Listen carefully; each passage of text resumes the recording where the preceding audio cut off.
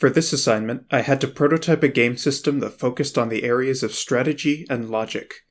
I chose to make a planning system for a tower defense game which would help players prepare for an oncoming wave of enemies.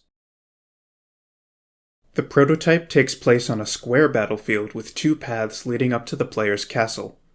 The player can place towers on these slots to set up their defenses. Each tower can be clicked on to bring up a menu where its properties can be changed.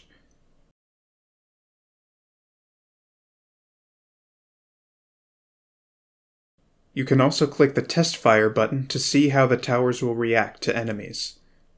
As you can see, the archery tower can hit enemies all around it, although it cannot fire at all enemies at once.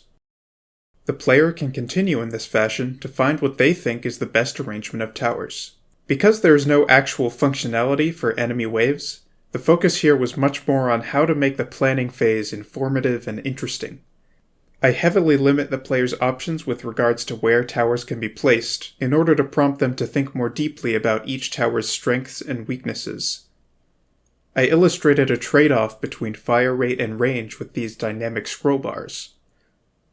I also clearly signposted where the different enemy types in this hypothetical raid would be coming from, all so that the players would have as much information as possible to work with as they planned their setups.